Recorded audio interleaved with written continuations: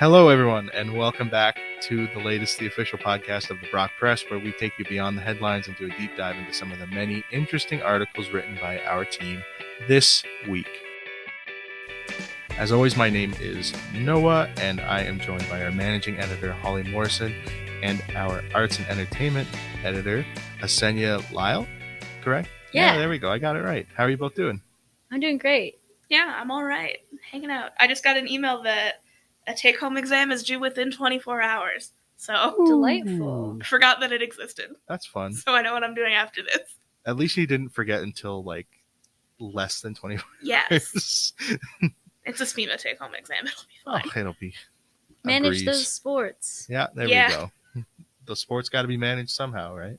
It's a tough job, but someone's got to do it. Someone's got to do it. So sadly, this is, last episode was actually the last episode to feature Jonah Dayton, our editor at large, because he will be away next semester. And so we bid him farewell from the podcast, although we'll still be reading his lovely sidelines and other things he'll be doing. We're happy we can also teach him a little bit about ABBA and some other music artists who he was wholly unfamiliar with. He can name one Taylor Swift song now, and for that we have made him better. Which one is it? Shake It Off. Okay. That was the one where we said it and the light bulb clicked. Had that aha moment. But yeah, anyways, glad we could instill some music knowledge on him and some semi-music taste on him as well. But with that, we're at winter break here. We're at the end of the semester finally. Thank God. And so with that, we have our last week of stories. It's tough. The schedule's busy, but we did everyone got out a few final good words here in 2021. And so, let's talk about it. Let's talk our way into 2022, close this year out with some of these great articles. So the first story we're going to look at this week was written by Devani, our assistant news editor, all about the new COVID-19 variant. Omicron, I believe, is the correct pronunciation. I'm probably just going to refer to it as COVID because now it's kind of becoming the new dominant variant anyways, just to avoid making too much of a fool of myself by saying it wrong a million times. But anyways, it's kind of shocked most of the world the last few weeks. It shocked the stock market big time. We've had some new travel restrictions. We've seen countries re-locking down. Even here, there's been a little bit of regional worries and lockdowns coming in and rolling back some of the reopening measures. And so, so Devani just kind of lays out some of that and also talks about some recommendations since obviously we're coming into the Christmas season and, some other holidays and get-togethers going on. So just kind of lays out some ways to do that possibly more safely in light of the new thought to be more contagious variant, though, the jury is still out on, its effects and its differences from the other variants. But anyways, that is the article. We kind of talked about it before we started that we all pretty much have a similar view, I think, that this is very exhausting. Yeah. But try to walk through some of the discussion points to keep the discussion off of not really off doom and gloom. It's a little bit negative discussion topics, but there's no fun light. There's no good way to go about it. But anyways, we'll kind of try to keep the discussion guided so it's not just I'm tired for 10 minutes. So tired. So does the new variant change any of your plans or kind of put anything into question for you guys? No. I'm going home after my exams are done. I'm going to hang out with my family. We're probably going to see our grandparents because we've done that recently. They're all comfortable with it now. My grandparents are fully vaccinated. So are we. My family doesn't do a whole lot over we celebrate Christmas, obviously. So we don't do a whole lot over Christmas. We're not canceling our plans to go on a vacation or a long journey or anything like that. We're just going to hang out. We're kind of antisocial. when it comes to the holidays. Yeah, I have like, I'm going to Toronto for the break, but normally when I'm there anyway, I don't see a lot of people. I hang out with my family and like a small group of friends that I'll like to check in on. So I think just staying like cautious and communicating with people about stuff is important. Being like, hey, we're gonna hang out, but like also letting people know if you have any symptoms of anything, and all of that stuff is still really important. My parents are going to Nova Scotia after Christmas, but I'm probably going to come back to St. Catharines and not see them after they get back. So that should be okay. But yeah, it's just like staying cautious and remembering that this is a pandemic and it's still happening. Unfortunately. Yeah, wish it wasn't, but it is. And that does, in fact. And get flu shots. Get flu shots. It's a good idea. Recommend flu shots. Because then you won't get the flu. That's a good call. Flu's not good. Yeah. Don't get bronchitis. Have good lungs. Also don't get bronchitis. Is there a shot for that? No, there is no cure or treatment for bronchitis. You've learned. Yeah, I am 21 years old. I've had bronchitis 32 times. So that is. If they could find a cure, they would be testing you in a lab for something. Oh yeah, it was like Asenia just said. Tell people if you're experiencing symptoms. So it was constantly, because I've had bronchitis it's going away now. It's better, but you can still sort of hear it in my voice.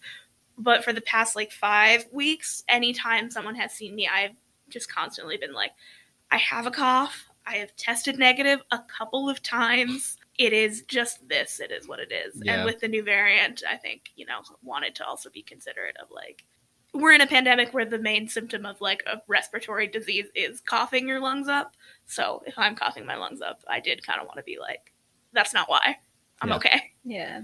Well, not okay, but you're okay. You'll be okay. You can't catch this. You're bad in a different way. I'm just dying. Yeah. My plans are Noah's got big plans. Super in limbo, which is, I'm smiling because if I don't smile, I'm really upset. Mm-hmm. We'll see how it goes. We're playing it by ear because it's all paid. Not that we won't likely be able to switch the dates around, but we'd all just like to go away. And so we're pretty much going to play it till like, I'm assuming the day we leave. Mm-hmm. Basically see where things are at that very moment to see if we go through with traveling or not. But doesn't look great at the moment. But I mean, what can you do? Yeah, there's not much you can do but like hold out hope that it'll work out. It's like pessimistic optimism. Yeah.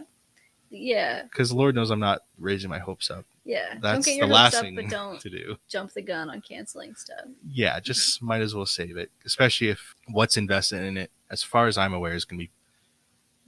I mean, it's never easy to like move plans, but like doable to move the dates around. So, it is what it is. You just have to stay here with the snow for Christmas.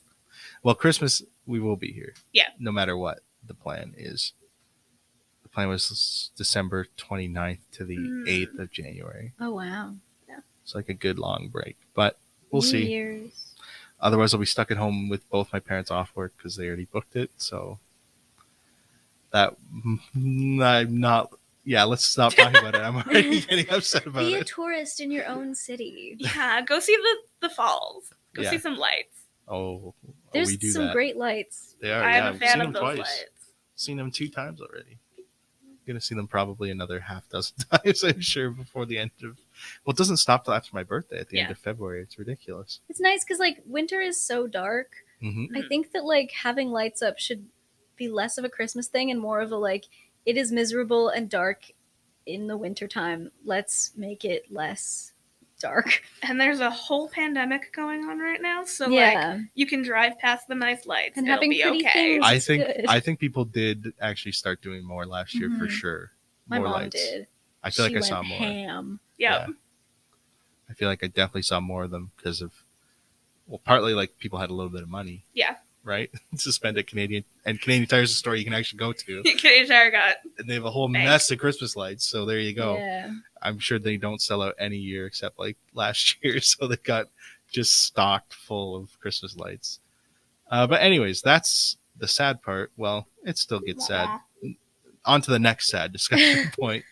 So there's Windsor has moved back some of their reopening plans already. So like some of the measures of reopening have taken steps back there. Niagara kind of did too, which Chad wrote about this week about athletic facilities, but it's kind of like it's not as much as Windsor. Like it's not tons, and it's very limited in focus, which I think is important. But anyways, it's kind of jumping the gun.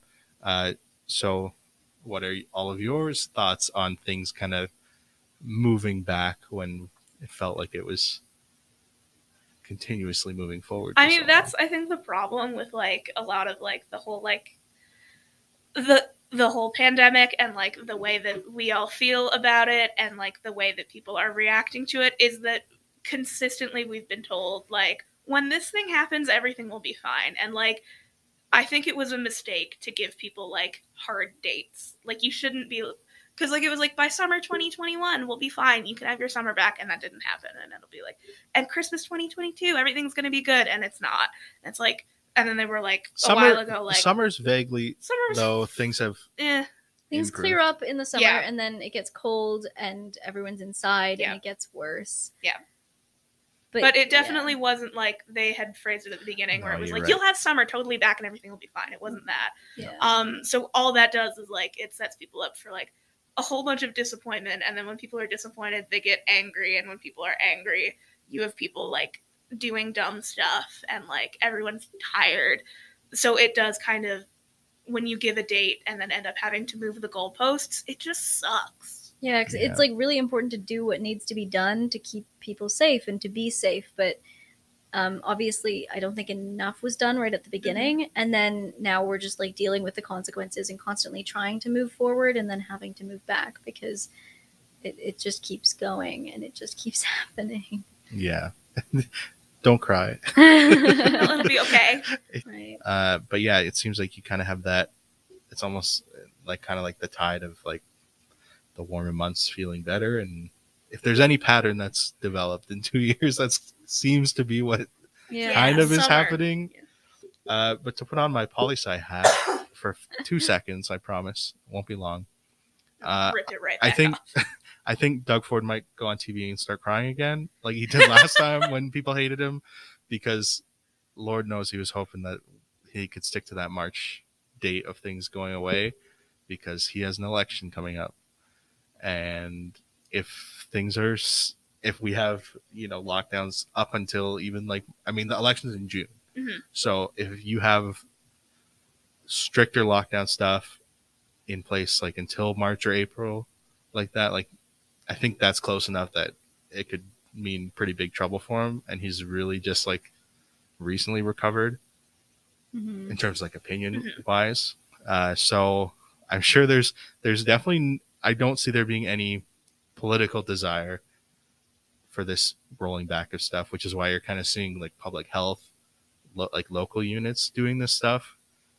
And they have a good amount, like they have quite a bit of discretion, which makes sense when you have political pressures going against it. But then it's easy why, like when we had that really bad public backlash, that was like last time around this time, like January, February-ish, when Doug Ford was crying on TV, is not going to happen politically, I don't think, like from that end. But it seems like there's an appetite from public health to do it, and it makes sense, but I think it's a bit of a dicey game. It's just like, it's hard to give people something and then take it away. It's easier to just like be like, you don't have this in the first place, which is why like the first lockdowns people maybe took more seriously and they were like, okay. But then when you're like, and we're open again, and then it's like, oh, and we have to shut. It's, I guess, just in terms of people's reactions, easier to just not open at all. Yeah, or just to be done. And look, I'm a little bit partial to this view because, frankly, like you've had shots and boosters are on the way, and there's no sign of those slowing down. I don't know how long you can sustain doing this per se. You know what I mean? Like, and there's a lot of pressure from businesses to like allow them to stay open and to be being more or less normal. Right. But even socially, there's Yeah. a pressure now because like you've done months of stricter. Again, it wasn't strict enough, but it's long ago Yeah. now. That's past. That was It's that was we've March been there, done that. 2020 that we did it wrong. We get that. But they had the stricter measures then. Then there was vaccines coming out. Vaccines came out. People have them. Maybe not the numbers that are necessary for things to be most effective, obviously. And as Holly pointed out a few weeks ago, the Global South still doesn't have them, which is the biggest concern right now. Luckily, Joe Biden's finally swapped on the patent protection, which you did mention. Patent protections a little bit, briefly. Yeah. So luckily, the U.S. has flipped on that. So hopefully that means that could get moving soon, because that would be a big game changer for that, for those vaccines getting to the Global South. So, but anyways, the vaccines came out, and things are still coming out on that front. But to then come back, like what is the solution? Right? Yeah, I don't. Because if we have a system now, we're probably going to have boosters, like optional boosters or whatever, every 6 months? My or parents a year? already got a booster because they got AstraZeneca the first time. Okay, and so they got a Moderna booster recently. And so it's like, it's happening. Yeah. We're getting there. Right, but that's what I mean. If we have these, if the boosters are an option, and they recommend 6 months, is what they're saying from your original shot. It's like I can get one January, February, if they stick to that. Then it's like then in that being the reality, I am partial to the view like we can't just keep kind of crawling back because of the winter. It's like at that point you have what is in place of what we're going to be doing. You know what I mean? And like now, as many predicted, it is a part of life. Yeah. Being COVID-19, not to devalue anyone's, like I'm not saying that about not devaluing anyone's life, but I'm just curious what is being protected just to have these kind of weird measures every 6 months in place. To a certain degree, I agree. But then there's also especially up until a certain point, kids couldn't get vaccinated for a long time. There were a lot of immunocompromised people who couldn't get vaccinated for a long time. I totally just butchered the pronunciation of immunocompromised. I did it again. But anyway, and it was just this thing where we're in this weird phase where there is the economic and social pressure to keep working and to be going outside and being a normal functioning member of society. But there is still this virus going around that can still be very harmful and detrimental to a lot of people's health. And there are people who couldn't be vaccinated against it for whatever reason. And even if they are vaccinated against it, that doesn't mean that they won't get it and spread it. So that was something that I was thinking about, especially, I'm going to talk about bronchitis again, but especially in the context of being sick, because I get bronchitis so much, my lungs are very janky. And if I catch a lung infection when I am recovering from bronchitis, that is bad news.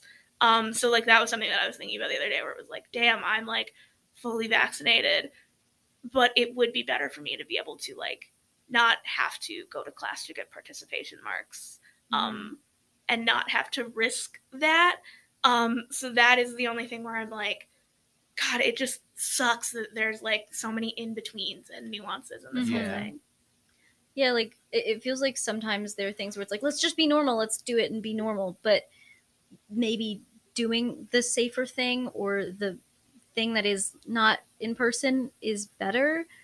We need more permanent adaptations. We need to make that work better and have those systems be not the thing that you do when you can't do the in-person thing. Yeah. I wonder if there's more we can do within buildings for safety. Everyone's wearing masks all the time, more or less, which is great. But I wonder if ventilation in big buildings like universities. Yeah, but I think that should be a big push if we're intending to keep things open. Is okay, make the places that we're going as well ventilated as possible then.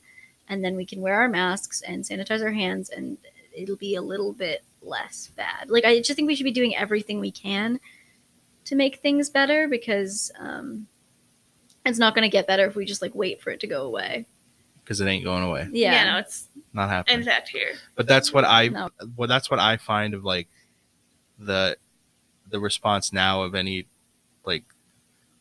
pausing or reducing the reopening or reclosing to varying degrees. I find that is a little bit of that, like digging heels and like thinking it's going away. It's like I think we need to be looking at permanent adaptation. Yeah.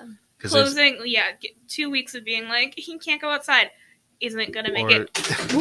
drop my phone. Isn't going to make it go away. Because it hasn't yet. And so there's no reason to believe that it will. And there's also no reason to believe everyone's for a bit, and then they go up again. Right. And it's like reducing who can be in a gym, like 25% to or 50% to 25% of capacity of like it's a step gym. in the right direction, but if it's just gyms doing that, then it's like, okay. That's, I mean, it feels just kind of silly. Like it's overly specific. Not that pinpoint. Like I'd rather than pinpoint it than like be blanket. Like everything has to go back down. It's like, but I just don't think it has a place anymore. I don't think it has a place anymore. Yeah. I think the group of people that is most like at risk at this point either has the option of vaccination, or if they don't, it's again, we're reaching a point that we need permanent adaptation. Like accessibility to be made. Made COVID-19 has at a certain point become like an accessibility issue. Oh yeah. Because like I sort of just said, like with reopening things, there is that expectation that things are kind of back to normal, but not everyone is on a level playing field with how to get back to normal. Yeah. And there's no point to think of it that, like, thinking of it that way is stupid. Not people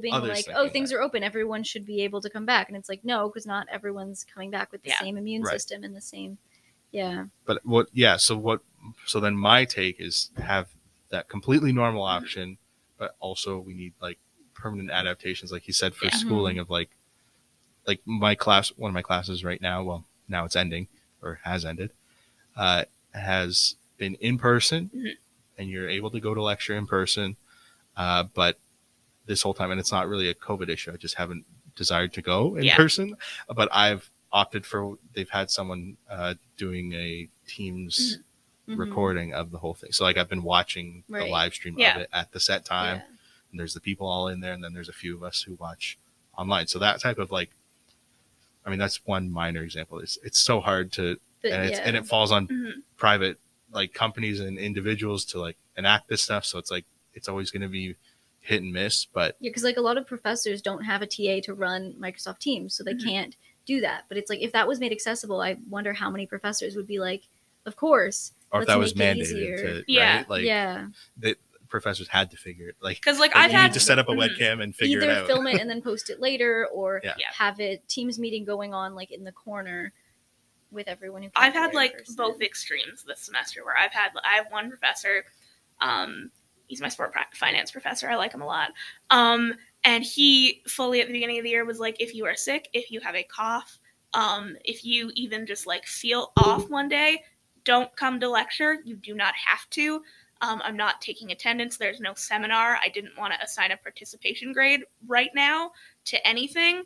And I will post all of the slides and lecture notes online. But then I've had other professors who are like, for some whatever reason, they're like, I will not post slides online because you have to be here because this is an in-person class. And it's like, we don't live in that world anymore where you should be punished. Like, you should have never been punishing people for not being able to come to lecture. That is my take. That's another accessibility issue. But especially now, you're going to punish people for not leaving their house in a pandemic. Well, I have a professor who will post videos of some of the lecture content, post the lecture slides, and then do the lecture and take attendance in lecture. But it's not a lecture where it's open for discussion and students get to like participate. It's just a lecture. It's like a 3-hour lecture. And so I'm like a little confused about why it's being done the way it's being done and why it's not more accessible for online. I think a lot of people are so sick of doing stuff online that they don't want to compromise or take half measures, but it's like, too bad. I'm so sorry that like that. Well, I think the focus should just be on having that as a separate but equal stream, like at the same time, continuous having both options. And it is hard and it's expensive to like hire people to help out and run the technology. But like, I know a professor who doesn't have a TA, who has a student like take the webcam down at the end of every class. And it's like, that's more work for the professor, but it's really cool that she's doing that because it's more accessible and people aren't going to drag themselves into class when they're sick. which is very good. And there's a lot of pressure to do that, to like show up even when you're not feeling well. Yeah, so like the expectation of like attendance or else is like, why are we doing that? Why were we ever doing that? But why are we doing that now? Yeah, that's the thing. I think both the like absolutist camps I find are a little asinine. Of it's all as it was February 2020, or it's nothing. Yep. And we're back to March or April 2020. It's like, well, no, we're 2 years out. Mm-hmm. We've had a full year of running things kind of like in like that fully like online mode. Like I think we are perfectly capable of kind of integrating both. Yeah. And trucking along, because like at this point you have to. At this point, I don't know what lockdown stuff is really going to achieve. Yeah. Right? Rather, as opposed to offering a wholly separate but integrated and fully equal. Yeah, I think for people that need it. It's important that like we are able to do like getting back to places and doing things like. But I think it's also important that like you have empathy for people, that there is still a pandemic and that still affects people's lives in very meaningful ways. Yeah. Like you can't just be like, everything is totally back to normal. You do have to be like, this is still a pandemic. Yeah. We have experienced like a collective trauma. Yeah.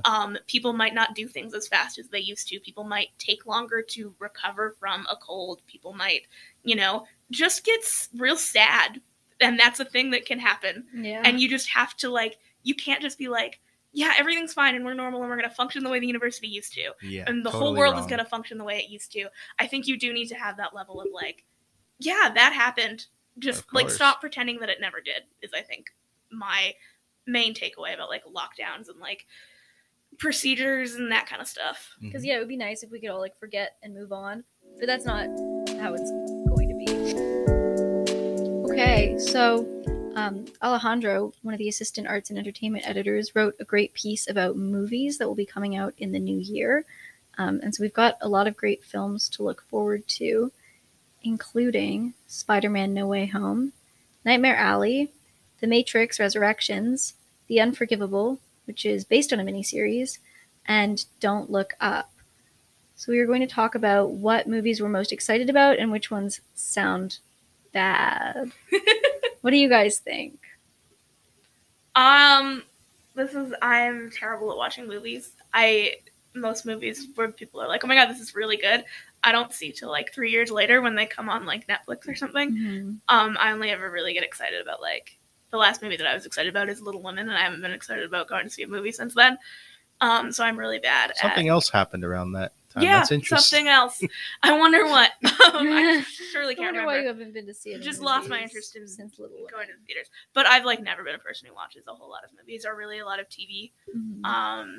I'm a sports person. I watch a lot of sports.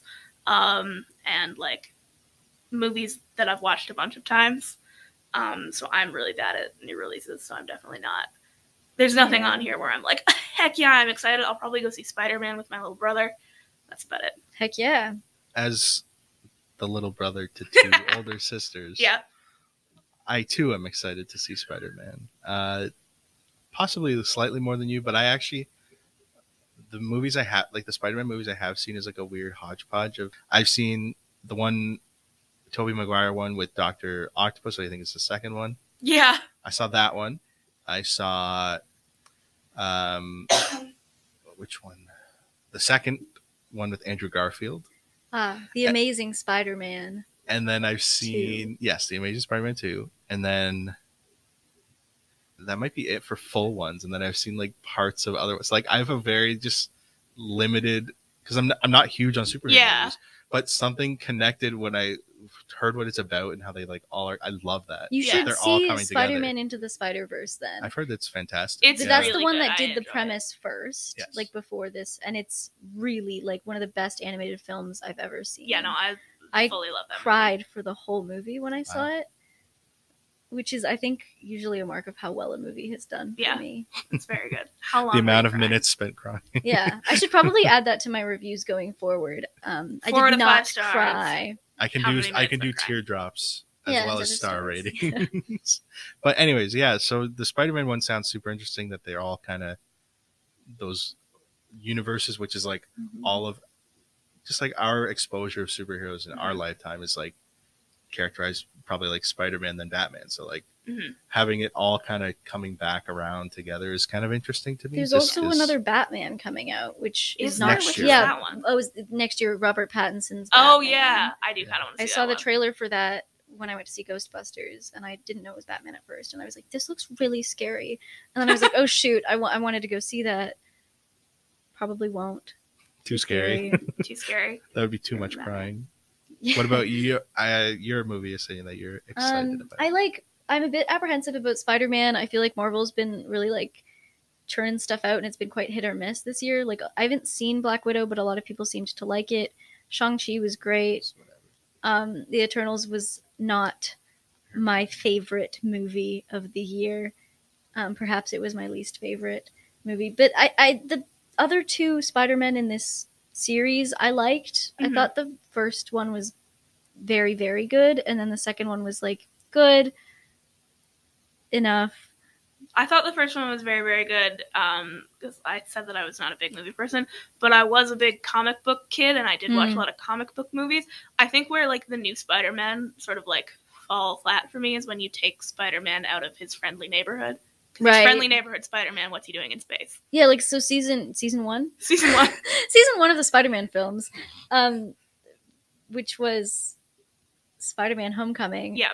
It worked really well because they were playing the like friendly neighborhood Spider-Man. There was a bigger world around him because he's tied in with the Avengers, but they'd sort of done a great job containing him into this neighborhood and this villain, and it was good and I liked it. And then the next one was bigger. He's moved to Europe now, and Jake Gyllenhaal is there, and it was fun, and it had a lot of the like goofiness and charm that the first one had, but it didn't feel like as sort of endearing to me. Yeah. But that might have been because I was like in high school and 16 when the first one came out, and that's how old Yeah. Spider-Man was, and I was like, yeah, this is like so relatable. And then I saw the other one in university, like when I was 19, and I was like, okay, I never did a Europe trip like that. Like, I don't know, man. I think they have a hard time fighting that desire to just go humongous with every story. Like every Yeah. story is the end of the world, and that is not really what most people want from With those anymore. sequels, like you have to make the world bigger, but if you make it too big, then you're not going to be able to make a trilogy. And I think Shrek is a great example of this. The first No, you're Shrek right. has excellent world building, and then the second Shrek makes the world a little bit bigger, and they bring in more like emotional conflict because we know these characters already, and there's some new characters, and it's really good. And then the third Shrek is just not, it doesn't really hit the mark. I think doing a sequel is a lot easier than doing a third in a series. But the trilogies are where the money is. Yeah, people love threes. There's a finality to it. Yeah. Yeah. Nightmare Alley is the new Guillermo del Toro movie. I quite like Guillermo del Toro, but I don't actually know a lot about this film. I'm excited. I think it's the one that I'm the most excited for, though. Just because in general, That sounds like, creepy though too. yeah, everything Guillermo del Toro does is a little creepy, but I find like the way that he does violence is more tolerable because it has a cost, but it's used like for the storytelling rather than like for a joke or for shock factor. So I don't mind it as much. Like The Shape of Water was pretty disturbing, and there were some parts that were like a lot, but I was able to sort of like let it slide because I was like, yeah, but you're getting at some really interesting themes, and like you're telling a story with it. Yeah. Which I really like that Del Toro does. So I'm hoping this movie will be sort of Shape of Water level, because I quite liked You that could handle movie. it and like it. Yeah, well, if it's super violent, I'll get over it. But Yeah. I think it'll be worth it. That's the thing about violence, is like, is it worth it? Yeah, what is that And for here? me, Yeah. it's got to be really, really worth it for me to like it. But other people are different. Don't Look Up looked interesting. I hadn't heard a single thing about it I until I saw the read. trailer. Yeah, is it? It looks good. Yeah. But weird. Yeah, But good. not in a bad way. Yeah, I saw the trailer and was like, okay, I wonder if I'm going to write about this for Brock Press. We'll see. Maybe. But it seems like Possible. the kind of movie I would watch because I think it's going to be released on Netflix, which I like because then I don't have to go anywhere. No, that's true. And don't have to spend money. Yeah. But it's like the cast is pretty crazy, Yeah. and the concept sounds funny enough. I feel like it's been a while since Leonardo DiCaprio has been in anything. I feel like he was doing a lot of movies and then he got his little Oscar and then he sort of was like, yeah, I'll keep doing my little movies, but he's not doing quite as many. Well, I'm gonna go to his Wikipedia just to see. And Leonardo DiCaprio and Jonah Hill are in Wolf of Wall Street together, right? Yeah. So that's an interesting little pairing. Yeah, they're back. And Cate Blanchett is in Don't Look Up and Nightmare Alley. Which is, I feel like it's a year where there's like a lot of the same actors cropping up in the like big movies, which is interesting. So it says that Leo did a narration for a documentary, right? 2019. Don't Look Up. I'm just checking if it says anything about like being delayed. Right. Yeah, because depending on when they shot it. Oh no, it doesn't mention anything. Oh, well, filming was delayed. Okay, yeah. So filming was delayed because of COVID. It was supposed to start then, but I don't know.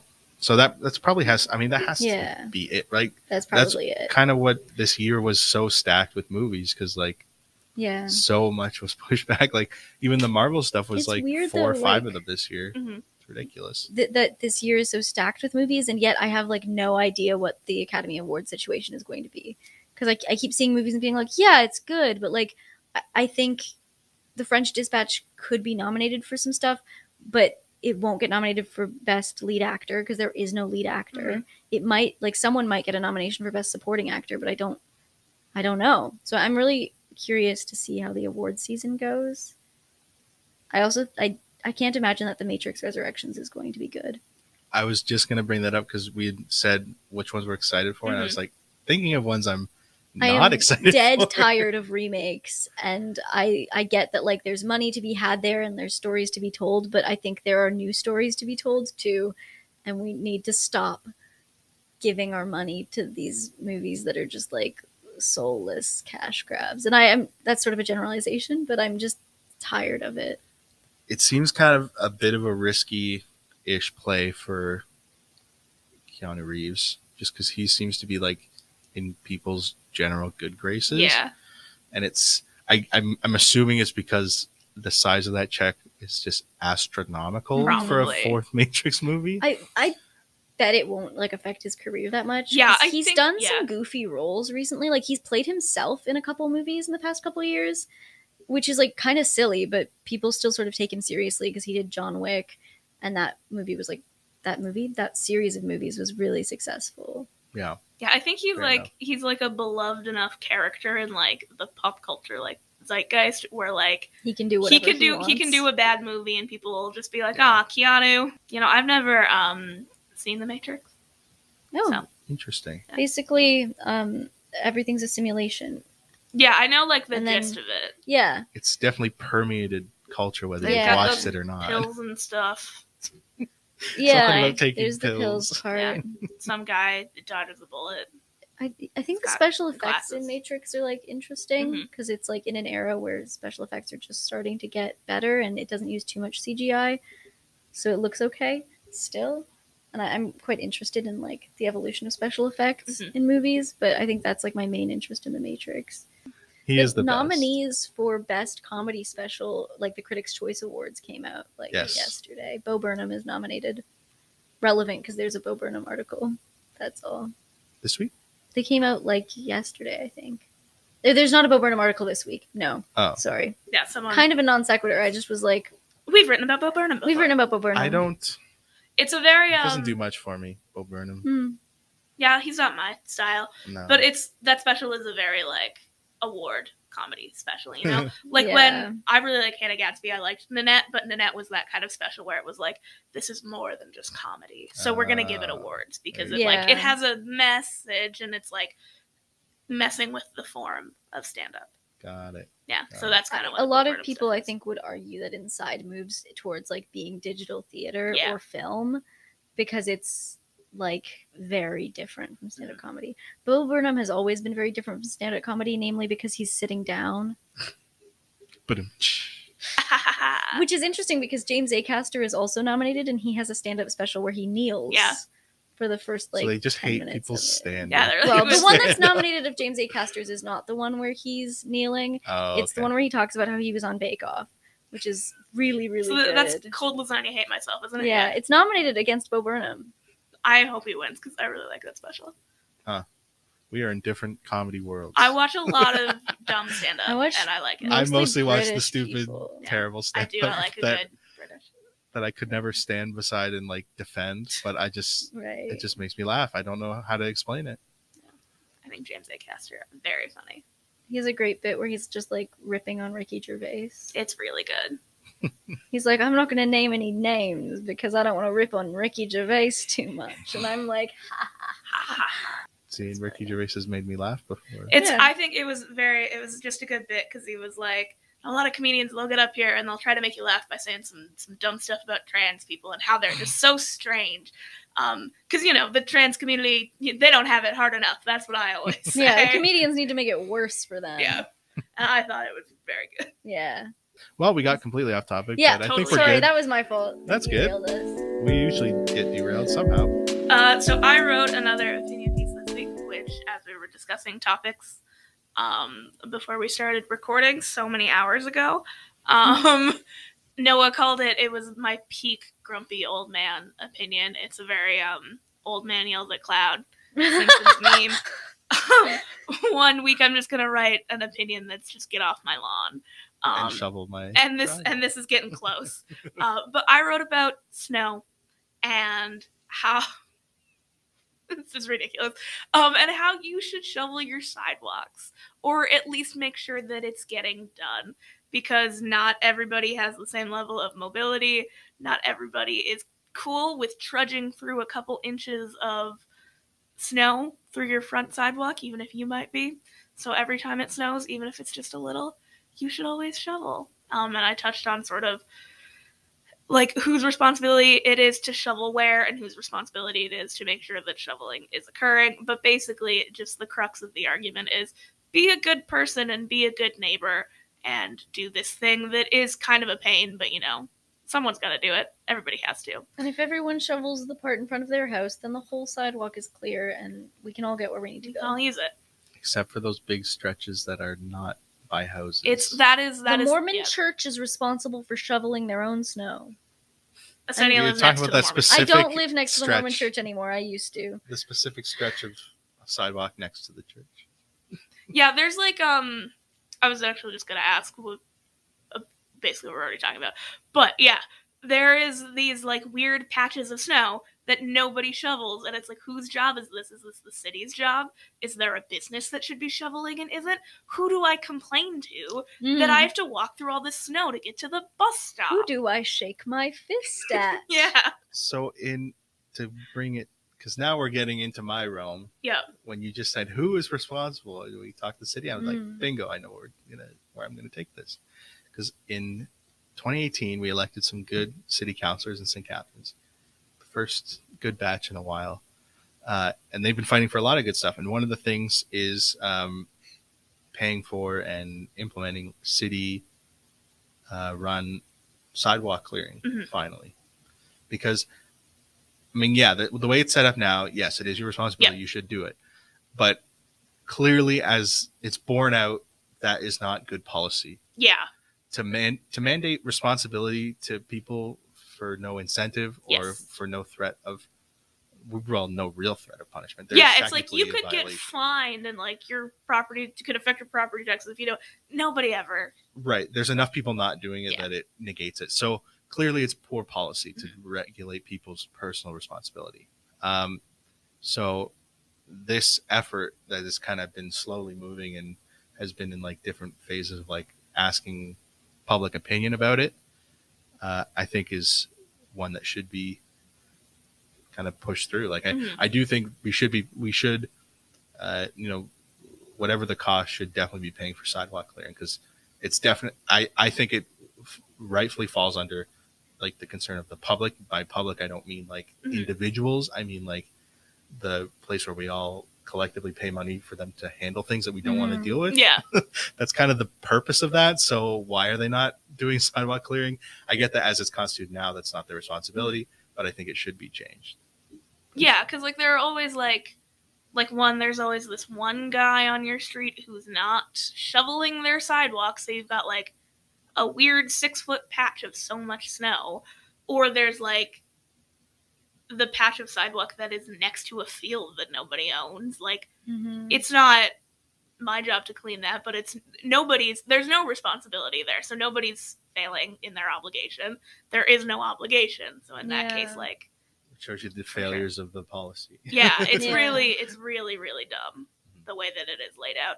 And, like, the thing in the article is also the way that it is laid out is, like, technically it is your landlord's responsibility to either clear the snow themselves or arrange for snow removal, but what that often ends up meaning is that landlords will take that and be like, well, me arranging for snow removal is telling you to do it, which is not the spirit of that law, and you could take your landlord to court for that. Especially, but for me, I clear my sidewalk because I'm not going to be bothered to do that.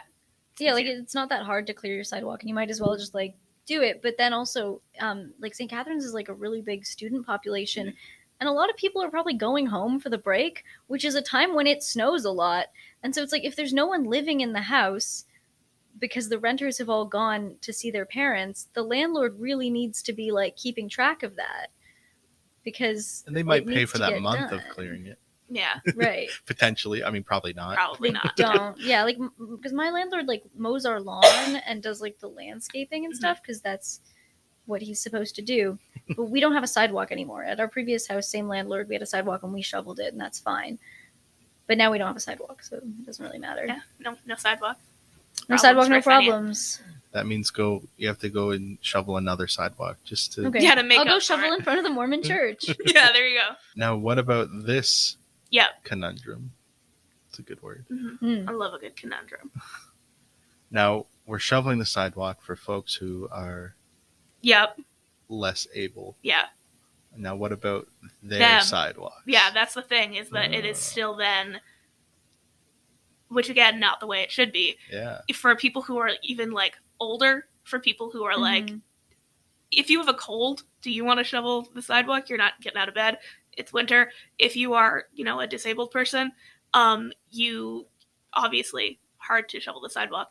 Even then, like, by the letter of the law, it's still your responsibility to arrange for that snow to be cleared. So it's like, you don't have to do it, but you've got to pay someone to have do it. extra cash lying around to hire someone to.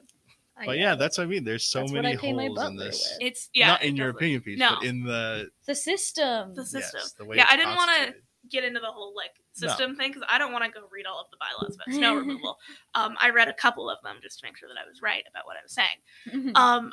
But yeah, that one was more like don't be incredibly... Don't be defiant. Yeah, of don't it, be and defiant. If you're capable and the Yeah. time it comes up and it's not being done otherwise, do it. Yeah. I think it's, like, an important reminder, though, that, like, you have to do that stuff even though it sucks. Like, there was a huge windstorm the other day and a bunch of garbage got blown all over people's lawns. And there's a block of student housing, and you can tell which students threw away the trash the next day and which ones didn't. And it's like, I get it if you're busy, but also, like, You're not that. you can't, like, it'll take, like, a couple minutes if everyone who lives in the house just goes and picks up, like, a couple pieces of trash. And it's gross and it sucks, but it's like, that's the reality of living in a world where the wind blows sometimes.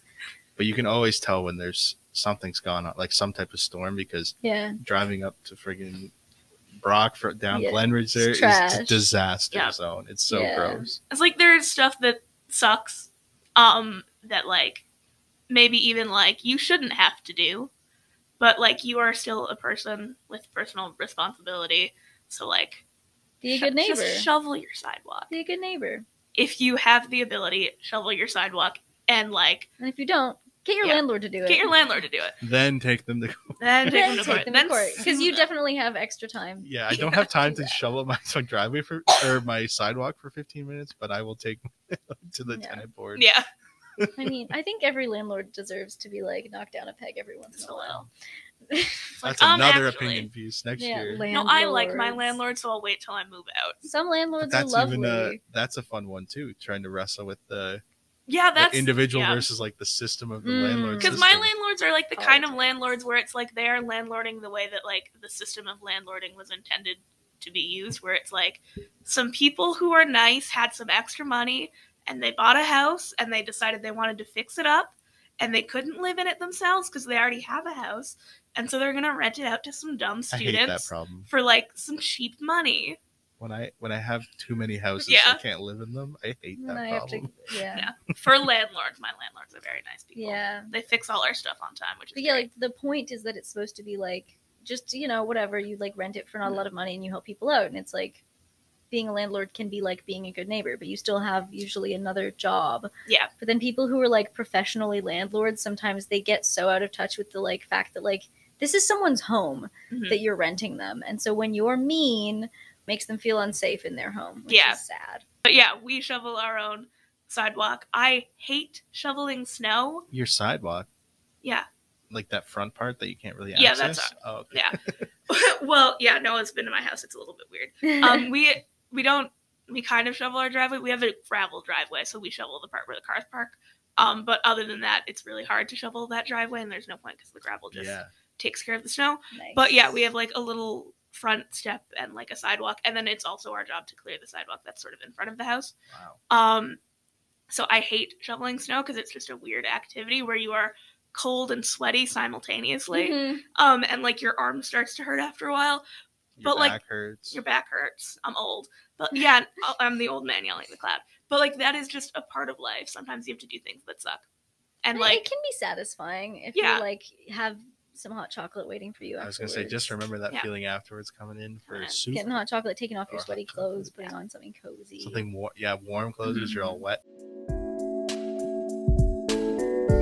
And that does it for another episode of The Latest, the last one of 2021. I want to thank Holly and Asenia for joining me today to talk about these great articles. And thank you all for listening. We really appreciate it. Remember that you can find the full articles we talked about today and many, many more at our website at www.brockpress.com. You can also find us on Instagram, Twitter, Facebook, and LinkedIn. On top of following us on social media, be sure to subscribe to the podcast so you never miss an episode. You can find us on Spotify, Apple Podcasts, Anchor, Breaker, Google Podcasts, Pocket Casts, and Radio Public. Just be sure to look up the latest The Brock Press podcast and you should find us no problem. You can also find the podcast on our YouTube channel and at our website. With all that said, thanks again, and we'll see you in the new year for another episode of The Latest.